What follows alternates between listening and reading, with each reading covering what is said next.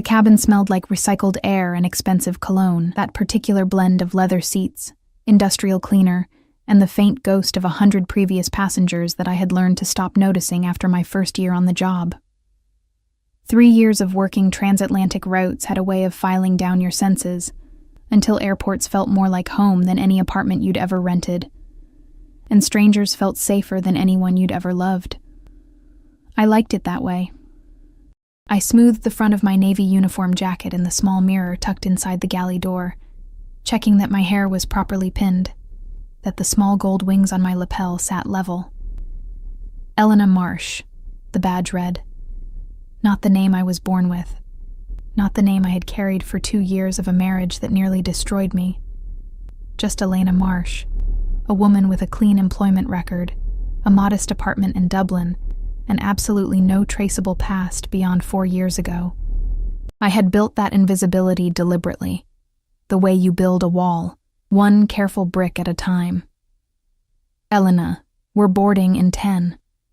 Carla, my senior colleague, leaned her head through the galley curtain, her red lipstick immaculate as ever. She had the kind of cheerful efficiency that I genuinely admired, the sort that didn't require anything painful underneath it. Ready, I said, and I meant it. Flight DL 447, Dublin to New York, full cabin. Business class sold out entirely, which meant the next 8 hours would keep me moving. Drink requests, meal services, the careful choreography of attending to people who preferred not to acknowledge that you were a person at all. That was fine. Invisibility in both directions suited me perfectly. The economy passengers boarded first. The usual river of wheeled luggage and tired eyes. Families negotiating overhead bins. Businessmen already pulling laptops from bags before they'd even found their seats. I smiled at each one. I handed out blankets and pointed toward lavatories. I was good at this, at the performance of warmth without the vulnerability of it. Then business class began boarding, and I moved to the forward galley. I didn't see him immediately. That was the thing I would return to afterward, in the sleepless hours between Dublin and whatever city I'd be waking up in. The fact that I didn't feel it before I saw him. I had always imagined, in my more dramatic private moments, that I would sense it, that some animal part of me would sound an alarm. 4 years of running, and I'd somehow convinced myself that I would have warning. I was arranging the pre-departure champagne flutes when I heard the shift in the cabin's atmosphere, rather than saw it. A particular quality of quiet that moved through the boarding passengers like a current, the way a school of fish parts for something larger. The flight attendant near the door, young, first year, still startled by things, straightened almost imperceptibly. I turned. He was standing at the entrance to the jetway, speaking in low tones to the man beside him. Broad-shouldered, with the particular blankness of expression that I recognized immediately as professional security, the kind of man whose job was to be invisible, so that someone else could be visible instead. And Luca Vitano was very, very visible. 4 years. He was 34 now, which meant the angles of him had only sharpened. The jaw, the cheekbones, the quality of stillness he carried like a second skin. He wore a charcoal suit with no tie, the collar of a dark shirt open at the throat, and he moved through the cabin door with the unhurried certainty of a man who had never once in his life been made to wait for anything. My hand closed around the stem of a champagne flute, hard enough that I felt it in my knuckles. He won't recognize you. The voice in my head was calm, practiced. I had rehearsed this moment in theory, the way you rehearse fire drills. Different hair, different name, contacts instead of glasses, 4 years of deliberate change. You are Elena Marsh. You have never seen this man before. He was in seat 2A. Of course he was. Window seat, front row, the prime position that his organization's travel coordinator would have secured without being asked. The security man, I was already cataloging him, old instincts firing despite my terror, settled into 2C across the aisle, and a second man I hadn't noticed took the seat directly behind. 3 of them, at minimum. Probably more in economy. I turned back to the galley and breathed. He didn't look at you. He doesn't know. Do your job. The boarding completed. The safety demonstration proceeded. I moved through it with the muscle memory of 300 flights, pointing at exits, demonstrating seatbelts, my voice carrying the right notes of professional pleasantness. I did not look at row 2. I looked at every other row in the cabin with extraordinary attention. But I did not look at row 2. Takeoff came and went. The seatbelt sign extinguished. The cabin began to breathe again with the particular relaxation of passengers accepting that they were, in fact, airborne. I took drink orders from the rear of business class forward, working methodically, maintaining the careful math of my position. Always behind him, never in his sight line, moving efficiently enough that any moment I was in his peripheral vision was brief. It was working. It was going to work. 8 hours and we'd land at JFK and he would walk off this aircraft and disappear into a car that was undoubtedly already waiting at the curb, and I would breathe again. Miss. The voice hit me somewhere below conscious thought. A physical response, the way a body responds to sudden cold. My pen stopped moving against my order pad. A half second. Less. I turned. He wasn't looking at me. That was the first thing I registered. He was looking out the window at the dark Atlantic, his profile cut clean against the faint glow of the wing lights, and he had spoken with the automatic authority of someone accustomed to being responded to without needing to perform the request. "Sparkling water," he said. "No ice, no ice." He'd always hated ice in cold drinks. Called it a dilution. An American affectation. I had teased him about it once, in a different life, in a kitchen that smelled like espresso and the fresh basil he kept on the windowsill despite having no business keeping anything alive. "Of course," I said, and my voice came out clean. "Professional. Belonging to Elena Marsh." He turned then. Not all the way. Not with any urgency. The slow turn of a man who controls the pace of every interaction he enters, who has never needed to rush toward anything because everything eventually comes to him. His dark eyes moved to my face with a quality of assessment so thorough it felt like hands on my skin. I held still. I was good at holding still. I had practiced it. Something moved across his expression. Too fast, too controlled for me to name. And then his eyes dropped back to the window. "Thank you," he said. I walked back to the galley. I poured sparkling water. My hands were perfectly steady, and I hated them for it, because the steadiness was the only thing standing between me and the complete unraveling of 4 years of careful, costly survival. I brought him the water. I set it on the tray table without leaning close, without lingering, without committing any of the small errors that memory might make. He didn't look up. I returned to the galley, pulled the curtain, and stood in the small aluminum space with my back against the cold wall, counting my own heartbeats the way I'd learned in the very worst months after I'd run. Measuring them, proving I was still here, still intact, still free. 40 minutes later, Carla touched my arm with a small frown.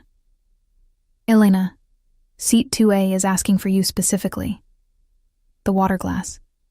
I saw it before I reached him, turned over on its tray table, the sparkling water spreading in a slow pool across the surface, dripping over the edge onto the dark carpet below. His laptop was open, pushed back just in time. A drop of water had caught the sleeve of his jacket. It hadn't been there 40 minutes ago. The glass had been upright and half full. He looked up at me as I approached, and this time, there was nothing ambiguous in his expression. The control was still there, impeccable, immovable. But beneath it, in the particular way he watched me cross the distance between us, was something I recognized from 2 years of marriage and 4 years of nightmares. He knew. "I'm so sorry," I said, reaching for the spilled glass with hands that had decided on their own to shake. "I'll get something to clean, Elena," he said. Just that. My name. The wrong name, the safe name, the name I had chosen like armor, and something in the way he said it made it sound like he'd always known it. Like he'd been waiting, patient as stone, to say it in exactly this moment, in exactly this tone. The aircraft hummed around us. 30,000 feet. Nowhere to go. I had a strategy for crises. I had developed it carefully over 4 years of being a person who could not afford to fall apart, a sequence of small, executable actions that moved you through the moment before the moment could swallow you whole. Breathe. Focus on the immediate physical task. Say only what is necessary. Move. I pressed the linen napkin against the spilled water with both hands, keeping my eyes on the tray table, on the spreading damp, on the entirely manageable problem of a spilled glass, rather than the entirely unmanageable problem of the man watching me do it. "These things happen," I said, and my voice belonged to Elena Marsh, flight attendant. 3 years Dublin-based, no prior history. "I'll bring fresh napkins and have this sorted in a moment. Sit down, Mara." The name landed like a physical thing, my real name. The name only 4 people on Earth still knew. And 2 of them were dead, and one of them was my sister, who had been sworn to silence in a conversation that had cost us both more than I could calculate. And now Luca, who sat in seat 2A with his ruined jacket sleeve and his dark, patient eyes, watching me pretend that the name meant nothing. "I think you may have me confused with someone," I said pleasantly. I straightened. I reached for the wet napkin with professional efficiency. "I'll bring fresh—" His hand closed around my wrist. Not roughly. That was the thing about Luca Vitano that no one who hadn't lived inside his orbit would ever understand. He was never rough. Roughness was for men who needed to prove something, who operated from fear or anger, who hadn't yet learned that real power expressed itself in the opposite register entirely. His grip was gentle, almost careful, and completely immovable. "The scar," he said quietly. "Inside of your left wrist. You got it helping me move a broken picture frame the week we moved into the Palermo house. You called me irresponsible for not wearing gloves. You were right. The scar was small, a thin white line, 2 centimeters, barely visible unless you were looking for it. I had looked at it every day for 4 years and thought about covering it, tattooing over it, doing something to erase it, and I had never quite managed to." The man in 2C had not moved, but I felt his attention sharpen the way you feel weather change. I looked at Luca's face for the first time, without the protection of pretending I wasn't looking at him. He was the same. That was the worst of it. I had hoped, in the private way that you hope for things you know are irrational, that 4 years would have changed him enough to make him manageable, softer, perhaps, older in ways that diminished rather than deepened. Instead, he was exactly what he had always been, just more distilled, the patience more absolute, the stillness more complete, the dark eyes holding that particular quality of focused attention that had made me fall in love with him, and then, later, run from him as fast and as far as I could get. "Let go of my wrist," I said. He did. Immediately, without hesitation, which was somehow worse than if he'd held on. "Sit down," he said again. Not a command this time. Something quieter than that. "I'm working." "Mara. My name is Elena." I said it clearly, evenly, the way I'd practiced in mirrors. "I don't know who you're looking for, but I've worked this route for 2 years and I can assure you, the route changed 8 months ago," he said. "Dublin to New York. Before that, you were on the London to Lisbon route. Before that, 18 months in Frankfurt." A pause. "You're good at moving. You always were." The cabin hummed. Someone in the rear laughed at something. The ordinary world continued its ordinary business 30,000 feet below us. "What do you want?" I asked, and the performance dropped out of my voice because there was no longer any point in it. Something shifted in his expression. Not softness exactly, but a loosening of the outermost layer of control. "The way a door opens an inch without committing to open further. To look at you," he said. "For a moment, that's all." It was such a specific and disarming answer that I stood there with the wet napkin in my hand and didn't say anything for 3 full seconds. "I have a job to do," I finally said. "I know. Do it. I'm not going anywhere." The implicit meaning of that, "and neither are you, not for another 6 hours," settled over me like the change in pressure before a storm. I walked back to the galley. Carla gave me a questioning look that I deflected with the seamless ease of long practice, taking fresh napkins, a small bottle of sparkling water, moving back through the motions of the job. The remaining hours of the flight rearranged themselves in my mind into a new geometry entirely. He didn't call me over again. He ate the meal that was served, spoke twice in low tones on one of his phones, received a visit from the man in 2C that lasted approximately 45 seconds and involved no audible exchange of words. He read from a leather-bound document folder. He was, to every observable measure, a businessman on a transatlantic flight. But every time I moved through the forward cabin, I felt his eyes find me the way you feel sunlight find skin, immediate, warm, and impossible to ignore regardless of where you were looking. Once, coming back from the forward lavatory check, I caught him fully watching me, making no effort to disguise it, and the expression on his face was one I hadn't seen since the early months of our marriage, before everything went wrong, before I understood what his work truly meant, before the fear had grown larger than the love, before the night I'd packed one bag in absolute silence while he slept, and walked out of a life that had been slowly suffocating me. He looked, in that unguarded moment, like a man who had found something he'd given up expecting to find. It terrified me more than anger would have.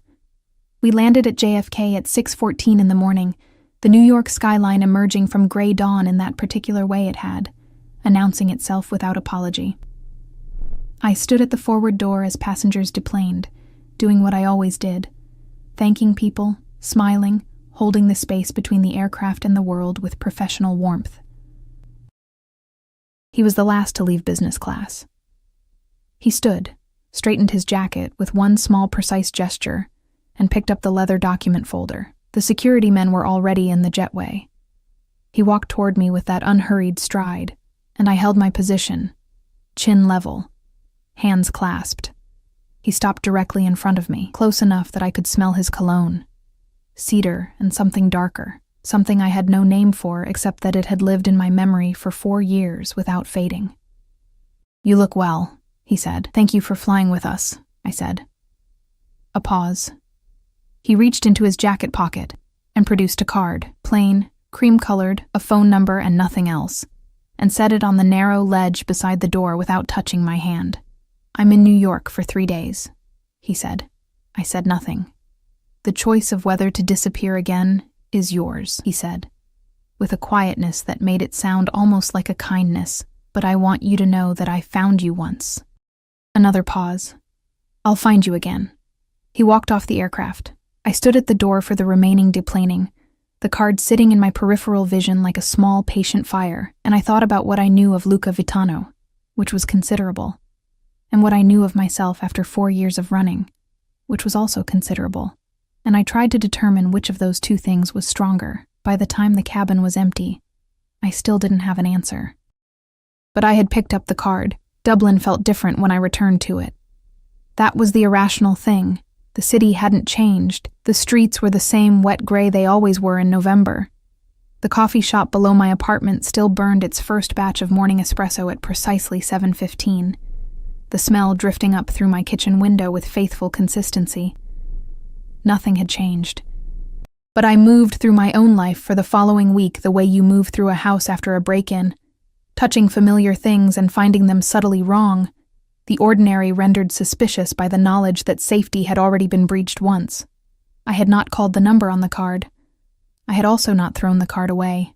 It sat in the inner pocket of my winter coat, which I was aware was not a neutral choice. I could have left it on the aircraft. I could have dropped it in the JFK terminal bin between the jetway and passport control. Instead, it traveled back across the Atlantic with me, pressed against my ribs for 7 hours, and now lived in my coat pocket with the particular weight of something unresolved. I went back to work. Dublin to Frankfurt, Frankfurt to Rome, Rome back to Dublin. The routes I could do in my sleep, the cities I knew by their airport architecture and their particular quality of morning light through terminal glass. I was good at my job. I had made myself good at it deliberately, the way I had made myself good at everything since Palermo, through the simple discipline of needing to be. On the 6th day, my phone rang with an unknown Italian number. I stared at it through 4 rings, standing in my kitchen in bare feet with a cup of tea going cold in my hand. Then I answered, because not answering was its own kind of decision, and I was tired of making decisions by avoidance. "You didn't call," Luca said. "I didn't say I would." A pause. In the background I could hear the faint ambient sound of a room, a quiet one, probably a hotel, the particular acoustic quality of expensive soundproofing. "How are you?" he asked. The question was so ordinary that it took me a moment to process it. "Why are you calling me?" "Because you have a Dublin number now, and I have always been thorough," he said, and something in the measured way he said it told me that this was an understatement of considerable magnitude. And because I wanted to hear your voice without 30,000 feet of altitude and a navy uniform between us, I set down my tea, moved to the window. The street below was empty except for a man walking a dog in the rain, both of them looking equally resigned to it. Luca. I tried to make his name sound like a boundary. Whatever you're thinking, I want to meet. In person. Somewhere of your choosing. Somewhere you feel safe. I won't bring anyone. You always bring someone. Then I'll bring one person. Marco. You know Marco. I did know Marco. I had known Marco for the 2 years of our marriage. Quiet, loyal, the kind of permanent fixture in Luca's life that I'd stopped registering as security and started registering as furniture. The comparison was unfair to Marco, who had once driven me to a hospital at 2 a.m. without question or judgment when I'd thought I was having an allergic reaction to something I'd eaten, and had waited 4 hours in a plastic chair to drive me home again. What is there to talk about? I asked. Everything, he said, and nothing if you prefer. I just want to sit across from you in daylight and have a conversation that doesn't involve turbulence. Despite everything, something small and treacherous moved through my chest at the phrasing. I pressed it flat. One meeting, I said. Public place. I choose where. Of course. And when I leave, you don't follow me. A pause that lasted precisely long enough to tell me he was considering how honest to be. I won't follow you myself, he said. It wasn't the reassurance I'd asked for, and we both knew it, and the fact that he didn't pretend otherwise was, against all reasonable judgment, the thing that made me say yes. I chose a coffee shop in the Temple Bar area, busy enough on a Saturday afternoon that we would be 2 people among many, the surrounding noise providing a kind of privacy that silence couldn't. I arrived 15 minutes early, took a corner table with sightlines to both the entrance and the side door, and ordered an Americano I had no intention of drinking. He arrived exactly on time. Marco stayed near the entrance, a large, quiet presence in a dark coat, and Luca crossed the coffee shop with that particular walk, measured, unhurried, aware of every person in the room without appearing to look at any of them. He wore a dark wool coat, no tie, and he looked so precisely like himself that something in my chest did something I would have preferred it not to do. He sat down across from me. We looked at each other for a moment without speaking, and it was the strangest feeling, like reading a book you'd loved and then put down for years, the familiarity and the distance existing simultaneously. You cut your hair, he said. 4 years ago. It suits you. He said it simply, without performance, and somehow that was worse than if he'd been effusive about it. The waiter came. Luca ordered espresso without looking at the menu. Some things apparently didn't change across 4 years, and an ocean. You've been looking for me, I said, because I needed to establish it plainly between us, rather than let it remain the enormous unspoken thing it currently was. Yes. Since when? He wrapped both hands around the small cup the waiter had brought with quiet efficiency. Since about 6 weeks after you left, he said. I know what you're thinking, that it took me 6 weeks to notice. It didn't. It took me 6 weeks to accept that you had actually gone and weren't coming back, and to start looking in ways that didn't involve standing in our apartment waiting for you to walk through the door. The image hit me harder than I expected. I had imagined many versions of Luca's response to my disappearance. Anger, relief, the swift, cold pivot to practical matters. I had not imagined him standing in a room waiting. Why did you keep looking? I asked. We were divorced. The papers were filed. I made sure of that. Yes, from a law office in Geneva through a proxy. A small pause. I know you were thorough. I know you planned it carefully. I've had 4 years to understand exactly how carefully. Something moved through his expression, difficult to name. You were that afraid of me. It wasn't a question. I was afraid of your life, I said, which was the most honest thing I had said to him in a very long time.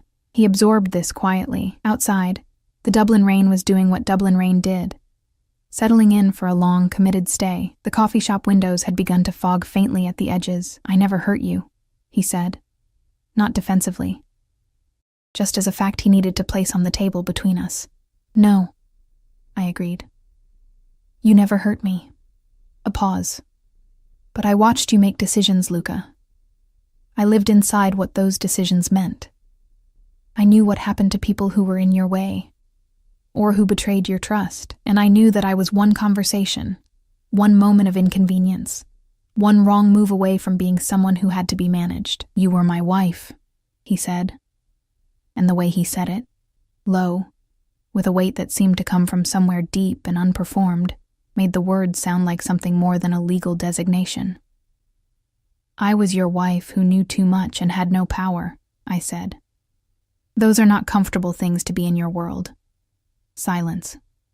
He looked at his espresso. A muscle moved in his jaw, almost imperceptible. I never wanted you to feel powerless, he said. I know that. And I did know it. That was the terrible complexity of the situation. Had always been. He hadn't wanted it. It had simply been the inevitable architecture of what he was. That didn't make it less true. He looked up at me then, and the expression on his face was one I hadn't seen before, or perhaps one I hadn't allowed myself to see when I was living inside it. Too busy monitoring my own survival to read his. I've changed some things, he said quietly. Luca, I'm not asking you to come back. I'm not asking for anything. His voice was steady, careful.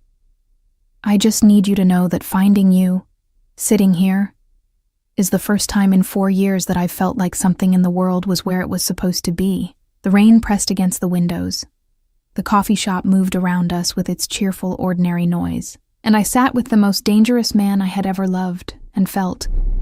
Despite every reasonable and well-earned instinct I possessed, something in me leaned toward the warmth of him the way a cold thing leans toward fire. I did not lean forward, but I did not leave. Not yet. The meeting in Temple Bar lasted 2 hours and 40 minutes. I know because I watched the clock on the coffee shop wall with the peripheral awareness of someone who has learned to track exits and elapse time the way other people track weather, automatically, without conscious effort, as a basic condition of feeling safe. 2 hours and 40 minutes of conversation that moved through careful, neutral territory at first. Dublin, the flight routes I worked, the particular quality of transatlantic fatigue that no amount of sleep seemed to fully resolve. And then, gradually, the way water finds lower ground, toward the things that actually mattered. He told me his mother had died 18 months ago, a stroke, fast and without prolonged suffering, which was, he said with the particular restraint of a man who didn't discuss grief directly, a mercy. I had liked his mother, a small, precise woman who had seen through me completely from the first meeting and approved of me anyway, which I had always found both flattering and slightly unnerving. I'm sorry, I said, and meant it without complication. He nodded once and moved on, because that was how he handled things that hurt. I told him almost nothing about my own 4 years. He didn't push. That restraint cost him something. I could see it in the careful way he held himself, the discipline it required not to ask every question that was clearly assembled and waiting behind his eyes, and the fact that he paid that cost without complaint did something inconvenient to my perception of the situation. When I stood to leave, he stood as well, immediately, and didn't reach for me. Thank you, he said. For coming. Don't read too much into it, I said. I won't. A pause. Will you have dinner with me tomorrow? No. He nodded, as though this was a reasonable answer that he was filing away rather than accepting. The week after, then, he said. I looked at him for a moment. You're not going back to Italy. I have business in Dublin, he said, pleasantly, in a tone that made it entirely clear that the business in Dublin had a name and was currently putting on her coat. I should have been angry. I assessed the anger, looking for it, and found something more complicated underneath. A reluctant, deeply inconvenient recognition that his refusal to pretend otherwise was, in its way, a form of respect. He wasn't manufacturing reasons. He was simply telling me the truth and allowing me to do with it what I chose. I'll think about it, I said. I left. Marco held the door. Outside, the rain had eased to a fine mist, and I walked the wet Dublin streets back toward my apartment with my hands in my coat pockets, fingers closing around that cream-colored card, and tried very hard to feel only the things that were useful. He stayed in Dublin for 3 weeks. I learned this the way I learned most things about the situation, incrementally, through small, accumulating evidence rather than direct disclosure. The second meeting happened at a restaurant I'd suggested, small and unassuming, the kind of place where the tables were close together, and the noise level precluded private conversations, which I had selected deliberately. He arrived with Marco and a second man I didn't recognize who took a table near the door and ate his meal with the particular focused efficiency of someone performing a function, rather than enjoying a dinner. We talked for 3 hours. I told him more than I'd intended. Not the details of the running, not the mechanics of the new identity, but the texture of the years. The loneliness of the first months, the strange liberation of anonymity. The way I had learned to make a life out of motion, to find something that resembled home in the rhythm of departure and arrival. He listened the way he always had, completely, with a quality of attention that made you feel, for the duration of speaking, like the most important thing in his world. It had seduced me at 26. At 32, knowing what I knew, it still reached something in me that apparently had not received the message about being careful. "You've been alone," he said at a pause. "I've been free," I corrected. "Those aren't opposites," he said. "But they're not synonyms either." I didn't answer, because he was right, and I didn't want to give him the satisfaction of acknowledging it. By the third meeting, a walk along the canal on a cold Tuesday afternoon, which I had suggested because open air and the ability to simply keep walking felt safer than enclosed spaces. Something between us had shifted into a register I hadn't planned for. Not reconciliation, not forgiveness, which was a different and more complicated currency, but something resembling honesty. The particular relief of speaking to someone who already knew the worst of what you were, and had continued anyway. It was on this walk that the situation clarified itself in a way I hadn't anticipated. We had paused near one of the canal locks, watching the cold green water, when a man appeared on the path behind us. Not one of Luca's. I knew his people by now with the instinct of old familiarity, moving with a purposeful quality that registered in my body before my mind caught up. Luca registered it at precisely the same moment. What happened next took approximately 4 seconds. Luca's hand was on my arm, moving me behind him with a firm, seamless motion that brooked no discussion. Marco materialized from somewhere I hadn't tracked him, placing himself between us and the approaching man, and the second security presence. The one I'd started privately calling the Shadow because he was always there and never visible, stepped into the path in a way that stopped it entirely without any discernible physical confrontation. The man turned out to be a tourist who was lost and wanted directions to the nearest Luas stop, which Marco provided in helpful and complete English, while I stood behind Luca's shoulder with my heart doing something dramatic against my ribs. After the tourist wandered off, Luca turned to look at me. "I'm sorry," he said. Reflex. "I noticed," I said, "but what I was actually noticing, what I carried home that evening and sat with in my kitchen for a long time, was the feeling of those 4 seconds. The absolute certainty with which he had moved me out of potential harm, the way his body had positioned itself between me and an unknown variable without hesitation, without calculation, as a pure and apparently involuntary response. I had spent 4 years believing that his world made me less safe. Standing behind his shoulder on that canal path, I had felt, for 4 complicated and deeply unwelcome seconds, the opposite. It was the most dangerous realization I'd had yet. The call came on a Thursday evening, 3 weeks after the flight. I was home, marking a roster change on my work calendar, when my phone rang. Not Luca's number. Not any number I recognized. I answered with caution. "You need to be careful." A woman's voice, Italian accent, controlled but carrying an edge of urgency underneath. "He won't tell you himself because he doesn't think you need to know, but there are people watching you who are not his." "Who is this?" "Someone who knew you in Palermo, someone who is still there." A pause. "His position has been challenged. There is a man, Ferretti, who believes that finding you, caring about you, makes Luca weak. Ferretti has resources and he is not patient." Another pause. "He knows where you live, Elena. He knew before Luca did." The line went dead. I sat in my kitchen with the phone in my hand, and the carefully constructed life around me. The modest apartment, the clean name, The freedom I had built one deliberate brick at a time suddenly looked less like a sanctuary and more like what it had always actually been, a place someone had let me believe was hidden. I called the number on the cream card. He answered on the second ring. "I know," he said, before I could speak. His voice was calm in the way that meant the opposite of calm. "I found out an hour ago. Marco was already outside your building. You knew someone was watching me and you didn't—" "I found out an hour ago," he repeated, with a quiet emphasis that told me this was true, and that it had cost him something significant to be in the position of finding out rather than knowing. "I'm coming to you. Don't open the door for anyone until I'm there. I'll call when I'm outside. Luca, please," he said. Just that word, in a register I had never heard from him in 2 years of marriage, stripped of control, carrying something unguarded and urgent.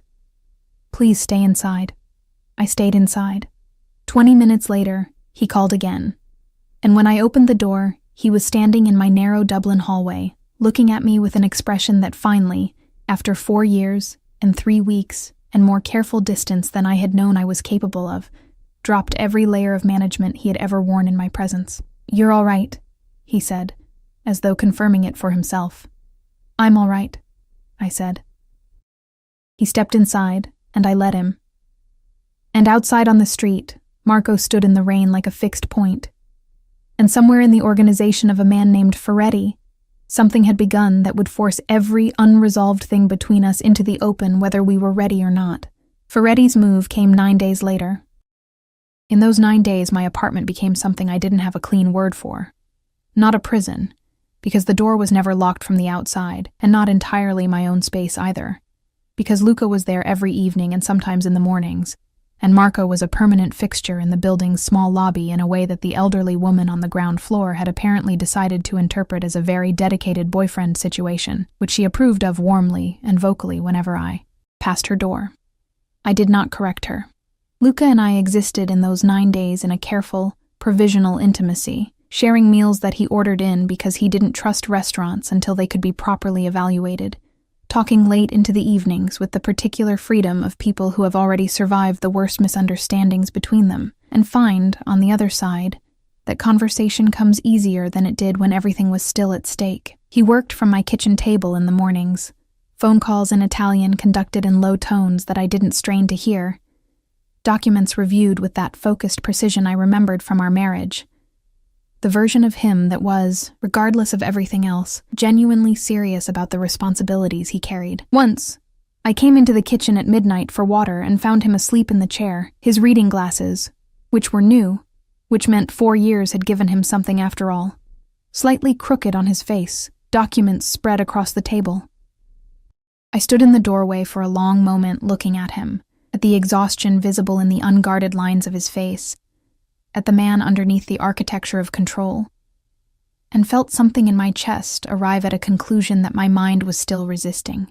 I took a blanket from the closet and put it over him and went back to bed. In the morning, he didn't mention it, but when I came into the kitchen, he had made coffee, proper espresso, which meant he'd gone out early and acquired the necessary equipment, a development I chose not to examine too closely. And there was something in the way he looked at me over his cup that told me he understood exactly what the blanket had meant. Ferretti's move was not subtle. It came on a Wednesday morning when I was due at the airport for a Frankfurt rotation. Marco drove me. This had become the arrangement, non-negotiable from Luca's perspective, presented to me not as a command but as a request, stated with such quiet intensity that the distinction barely mattered. I had accepted it because I was not foolish enough to confuse pride with good judgment. We were 4 minutes from the airport when the car behind us, a dark sedan that Marco had apparently been tracking for longer than he'd mentioned, accelerated and forced us toward the curb in a way that was unmistakably deliberate. Marco handled it with a professional competence that was genuinely impressive, keeping the vehicle controlled, and I had my phone out before we'd fully stopped, calling Luca before Marco had even said a word, because 4 years of careful survival had given me certain reflexes. Luca answered in one ring. "I know. Don't get out of the car." His voice was contained, precise. "Marco knows what to do. I'm 12 minutes away." He was there in 9. What followed involved a level of organized, purposeful activity that I observed from the back seat of the car, with the strange calm that sometimes arrives in the center of situations that are too large for ordinary fear. Phone calls, the appearance of 2 additional vehicles, Marco speaking quietly into his earpiece while watching the street with absolute attention. Luca came to my window, crouched down to my level, which I registered as a deliberate choice, making himself smaller, meeting me where I was. "You're not hurt," he said. "I'm not hurt." His eyes moved over my face with an attention that had nothing professional about it. Then he reached through the open window and took my hand. Not urgently, not dramatically, with the same careful deliberateness he'd been applying to everything since Dublin, and held it for a moment. "This ends today," he said. I won't detail what happened with Ferretti. Partly because I wasn't present for it, and partly because the version of myself I had built over 4 years, the one who valued clean hands and clear distances, needed not to be present for it. What I know is that by evening the threat was resolved in the permanent way that threats in Luca's world were resolved, and that the particular fear I had carried for 9 days lifted with a completeness that told me it was genuinely gone. Luca came back to my apartment at 10 o'clock that night. He looked tired in a way that went beyond physical, the tiredness of a man who has done what his world required and carries the weight of it without complaint, and without pretending it weighs nothing. I had made dinner. Real dinner, not ordered in, pasta, the simple Roman way he'd taught me in the kitchen of the Palermo house in the first year of our marriage, before everything became complicated. It was a deliberate thing, that dinner. A statement I couldn't quite make in words. He sat down across from me and looked at the table and then at me, and for once the layers of control were simply not there, not managed away, not disciplined into submission, just genuinely absent, the way a coat comes off when you're finally home. "Mara," he said. "Elena," I said quietly. "I need to stay Elena. The name, the life. I've built something real here. I need you to understand that." He nodded slowly. "Elena, then." He tried it. "It suits you. Both of you. Whoever you've become." "I've become someone who isn't afraid," I said. "I need that to stay true. I know." He looked at his hands on the table, then back at me.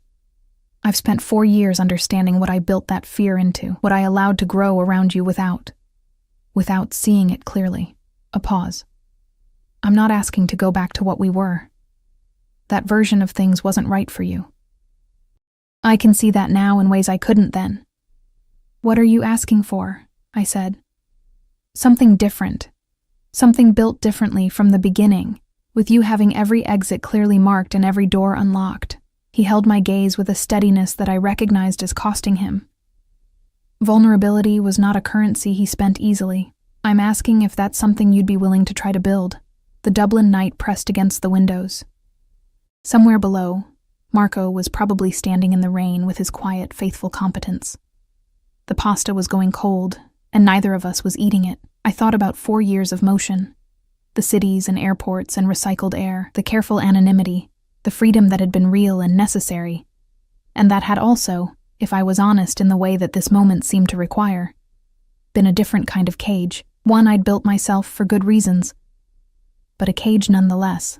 I thought about a canal path and 4 seconds of his body between me and an unknown danger, a blanket over his shoulders at midnight, coffee made before I woke, a hand through a car window, steady and unhurried, meeting me exactly where I was. I thought about who I was at 32, not the frightened woman who had packed a single bag in silence, and not the ghost of Elena Marsh either, but someone forged from both, harder and clearer, and more certain of her own edges than she had ever been. "I'm not moving back to Italy," I said. "I know, I keep my job, my name, my apartment, whatever you need. And if I decide at any point that it's not working, if I feel that fear come back, I leave, without negotiation, and you accept that." He was quiet for a moment. Then, "Yes, on the condition that you tell me first. Give me the chance to understand what I've done wrong before you go." A pause. That's all I needed, 4 years ago. The chance to understand. It was such a reasonable and painful thing to say that something behind my ribs ached with the truth of it. "That's fair," I said. He exhaled. Slow, controlled, but carrying the release of something long held. And then he reached across the table and picked up his fork and served himself pasta, and looked at me with something that on any other man I would simply have called happiness, but on Luca carried the particular quality of a man who has found, against considerable odds, exactly the thing he had stopped believing he deserved. I picked up my own fork. We ate dinner in my Dublin kitchen with the rain on the windows and Marco downstairs, and the whole complicated truth of what we were to each other sitting openly on the table between us. Not as a weight, not as a wound, but as something that had finally been allowed to simply be what it was. In the months that followed, we built what he described, carefully, imperfectly, with genuine difficulty and genuine honesty in roughly equal measure. He divided his time between Dublin and Italy, arriving in a car that Marco drove, and leaving the door of my life always, demonstrably, unlocked. The fear did not come back, not because the complexity of his world disappeared, but because I was no longer inside it as a person without power, without voice, without the ability to leave. I had all three. The having of them changed everything. I kept flying. Transatlantic routes, the recycled air, and the altitude, and the extraordinary, ordinary miracle of moving through clouds at speed. I loved it still, loved the life I'd built inside it, and it remained mine in the complete way that things are yours when you've chosen them freely, rather than arrived at them by necessity. My sister came to Dublin the following spring. Sat in my kitchen, the same kitchen with new plants on the windowsill and Luca's espresso equipment on the counter, and looked at me for a long time before saying anything. "You look like yourself," she finally said.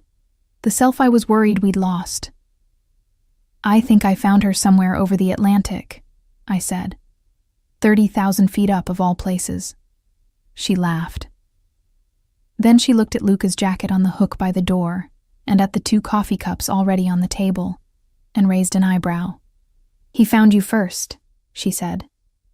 "He did," I agreed, "but I decided to stay. That part was mine." And it was. After everything, the running and the hiding and the finding, the fear and the distance, and the slow, careful work of building trust from wreckage, the decision to remain was mine, made freely by a woman who knew her own exits and had chosen not to take them.